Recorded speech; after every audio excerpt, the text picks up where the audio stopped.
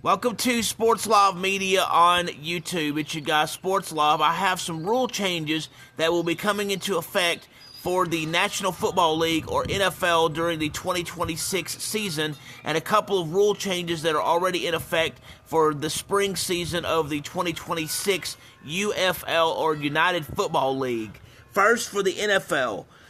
In 2024, the NFL made a rule stating onside kicks can only happen in the fourth quarter when a team was trailing in the fourth quarter. Now, teams can declare an onside kick at any point of the game, regardless on whether or not they are trailing. There are two types of rules that have been changed for kicking. One eliminates the kicking team's incentive to intentionally kick the ball out of bounds when kicking from the 50-yard line. Another rule change deals with the alignment requirement for receiving teams during a kickoff. There was a rule approved for granting NFL officiating department in New York for correct, obvious, and clear misses by officials on the field if there is a work stoppage among the full-time officials. If and or when the stoppage ends, they will no longer have the ability to correct decisions on the field. League officials can consult with referees about potential penalties or ejections for flagrant football and non-football related issues. So if seen on replay but not by the officials, then penalties can be assessed during, before, or after game, depending on when noticed, especially if the field referees do not see what has happened. The NFL has the ability to adjust roster reduction dates during training camp to account for international games in Week 1 due to requiring early travel for that.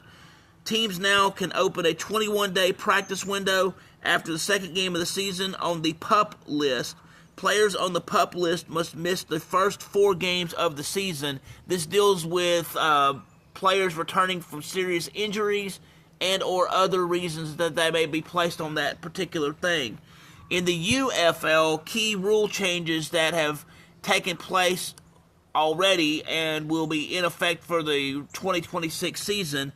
The tush push is banned. Basically, the tush push is where a player uses the tush and pushes on it as a means of helping the team to advance the football. That is now banned in the UFL. Also in the UFL, field goals 60 yards or longer will now be worth 4 points instead of the typical 3 points.